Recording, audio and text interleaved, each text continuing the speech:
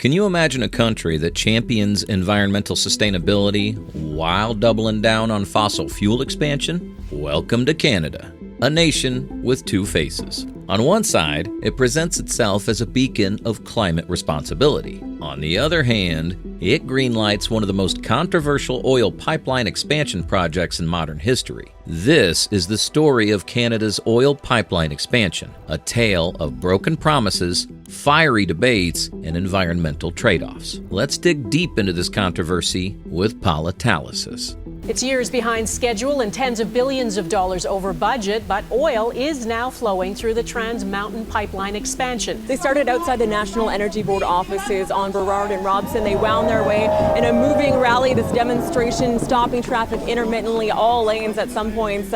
When you think of Canada, you might picture lush forests, clean air, and progressive politics. For years, Canada has branded itself as a global leader in tackling climate change. Prime Minister Justin Trudeau has been the poster child of this narrative, often seen delivering powerful speeches at climate summits, promising net zero emissions and a greener future. While Trudeau talks about renewable energy and cutting emissions, his administration approved the expansion of the Trans Mountain Pipeline, a project that will increase oil exports and carbon emissions. Critics argue that this move undermines Canada's international commitments and raises a fundamental question. Can a nation claim environmental leadership while prioritizing economic gains from fossil fuels? The Trans Mountain Pipeline expansion exposes a significant dichotomy in Canada's approach to climate policy. While Trudeau's government champions global climate leadership, this project has become a symbol of Canada's reliance on oil revenue.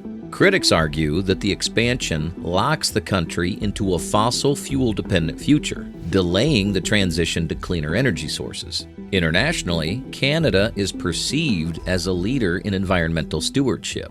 Trudeau has pledged ambitious targets such as achieving net zero emissions by 2050. However, the projected 15 million metric tons of greenhouse gas emissions annually from this project cast a long shadow over these commitments. Environmental groups argue that approving such a massive oil project undermines the moral and practical foundations of Canada's climate goals, questioning whether economic growth and environmental responsibility can truly coexist. So, what exactly is the Trans Mountain Pipeline expansion? Originally built in 1953, this pipeline transports oil from Alberta to British Columbia, where it's shipped to international markets. The expansion project aims to triple its capacity, allowing nearly 890,000 barrels of oil to flow daily. The government justifies this $12.6 billion investment by pointing to economic benefits, job creation, increased oil exports, and national revenue.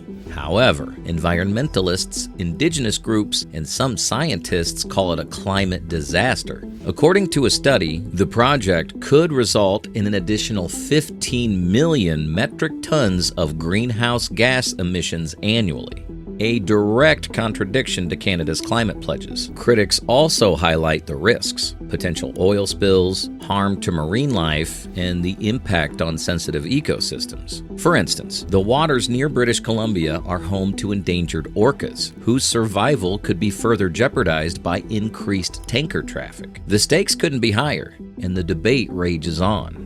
The controversy deepens when it comes to Indigenous communities. The pipeline's route traverses the traditional territories of numerous Indigenous groups, raising profound questions about sovereignty and rights. While the government claims to have engaged in extensive consultations involving over 130 Indigenous groups with 43 signing benefit agreements, many argue these consultations were inadequate and lacked genuine inclusion. The Tsleil-Waututh Nation, for example, conducted its own environmental assessment, concluding that the pipeline poses unacceptable risks to their lands and waters. Chief Leah George Wilson has gone as far to describe the project as modern-day colonialism. This sentiment echoes among other communities that feel their voices were dismissed or ignored during the approval process. Indigenous land defenders have faced significant backlash, with many arrested or fined for protesting the project's development. Proponents argue that the pipeline's economic incentives, such as job creation and revenue sharing agreements, can uplift Indigenous communities. However, the divide among Indigenous leaders and groups reveals the complexity of balancing immediate economic needs with long-term environmental and cultural preservation. The Trans Mountain expansion lays bare a profound contradiction, a country trying to balance economic growth with environmental responsibility. Proponents argue that the revenue generated will fund renewable energy projects and help transition to a greener future. But critics question this logic, warning that continued reliance on oil locks Canada into a fossil fuel-dependent economy. Adding to the controversy, the project's escalating costs have raised eyebrows. Initially, this was a private project, but when the companies involved decided to shut it down, Prime Minister Trudeau made it a state project by purchasing it. Originally estimated at $7.4 billion, the budget has now ballooned to $34 billion, prompting questions about its economic feasibility. Analysts warned that these overruns could burden taxpayers, especially as the government delays selling the pipeline until at least 2025 to avoid electoral fallout. Such financial strain further complicates the narrative of economic benefit touted by the government. Public opposition to the project has been fierce. Environmental activists emphasize the heightened risks of oil spills and their catastrophic consequences. Marine ecosystems, particularly those supporting endangered species like the southern resident killer whales, are directly threatened by increased tanker traffic. Meanwhile, Indigenous protests and legal challenges have kept the issue in the spotlight, making it a defining conflict of Trudeau's tenure.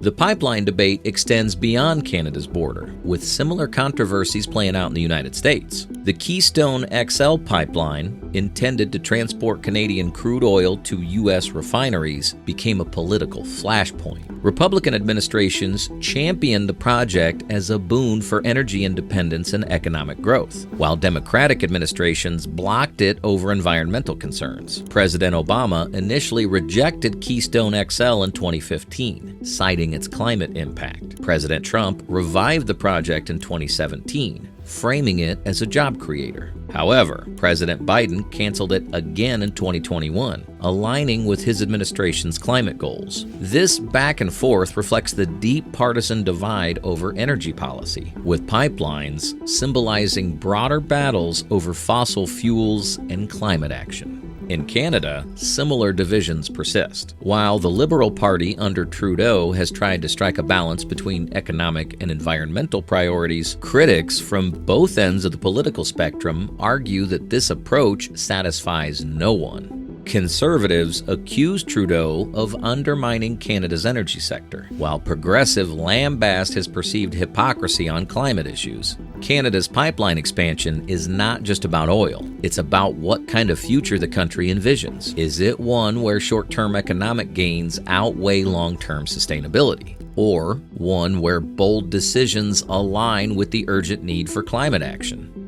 As the debate intensifies, one thing is clear. The stakes extend far beyond Canada. The pipeline represents a litmus test for climate policy, Indigenous rights, and the moral responsibility of nations in the face of a warming planet. The world is watching. Justin Trudeau, Canada's self-proclaimed feminist prime minister, faced a major trust and fairness scandal in 2019. It revolved around Jody Wilson-Raybould, the first Indigenous Attorney General who was pressured to help SNC-Lavalin, a big company, avoid a criminal trial. She refused, sticking to the law, but was soon removed from her position. Many saw it as a punishment for standing her ground. Anonymous sources labeled her difficult, sparking accusations of sexism and racism. Critics argued that women, especially Indigenous women, were unfairly targeted for speaking up. This shook Trudeau's image as an ally for equality. Canadians began to question if his feminist ideals were genuine or just political branding. It's evident that Canada has a darker side it doesn't want to show. While the world sees the country as friendly and welcoming, the truth about its refugee policies tells another story. Prime Minister Justin Trudeau once made headlines for greeting Syrian refugees at the airport in 2015. hugging families and promising a safe haven. It was a powerful image, showing Canada as a leader in compassion. But now, the cracks in that image are impossible to ignore. Canada's immigration debate is heating up, and the stakes are high. A recent survey shows over half of Canadians think the country's letting in too many refugees. This dramatic shift in opinion comes as fears mount over stretched housing, healthcare, and job markets. The housing crisis, hitting cities like Toronto and Vancouver hardest, has become a flashpoint. With soaring prices and limited supply, many Canadians struggle to find affordable homes. Critics argue immigration policies, while key for economic growth, must account for the burden on already strained services. Facing rising public concern, Prime Minister Justin Trudeau's government has quietly scaled back immigration targets. This retreat from Canada's celebrated openness reveals a tough balancing act between humanitarian ideals and domestic challenges. This has led many to call Trudeau two-faced. On one side, he presents himself as the champion of human rights, a global example of kindness and openness. But on the other side, his actions seem to bow to pressure, prioritizing political survival over moral responsibility. It's a sharp contrast that leaves refugees and Canadians wondering what the real message is. Critics argue that this shift exposes Canada's hypocrisy. A nation that proudly parades its multicultural image now stumbles when reality strikes. Refugees, who dreamed of sanctuary, confront a much colder truth. Canadians, once united behind Trudeau's open-door policies, now wrestle with the divide between compassion and pragmatic fears. And it's not just about numbers, it's about principles. Quebec's secularism law, Bill 21, already sparked debates around the limits of inclusivity. The immigration pullback intensifies the narratives. If Canada falters on its promises during tough times, what does it say about the country's soul? Trudeau's decision might appease some, but it chips away at the trust of those who believed Canada stood for something more profound, more enduring. Is Canada a climate leader or a fossil fuel giant in disguise? What's your take on this heated debate? Let us know below. And don't forget to like and subscribe for more.